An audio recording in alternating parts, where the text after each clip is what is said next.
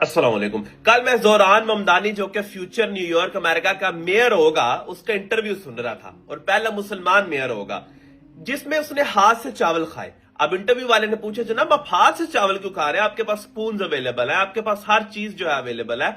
तो उसने कहा कि मैं अपनी पूरी कोशिश करता हूं कि रसूल पाक सल्लल्लाहु अलैहि वसल्लम की सुन्नतों पर अमल करूं।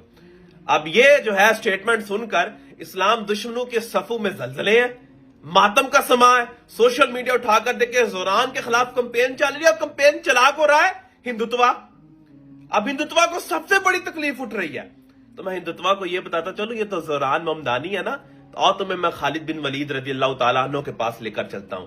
जंगे यरमूक में वो अपनी टोपी में रसूल पाक सल्लल्लाहु अलैहि वसल्लम के बाल मुबारक रखते थे और उनका यह अकीदा था कि जब ये बाल मुबारक उनके साथ रहते हैं वो हर जंग जीतते हैं। उस जंग में बाल मुबारक कहीं घूम गए तो जनाब ने जंग के दरमियान बाल मुबारक ढूंढे, अपनी जान की परवाह किए बगैर बाल मुबारक ढूंढ रहे हैं। लोगों ने पूछा कि जनाब आप जो है जंग छोड़कर भाग गए थे।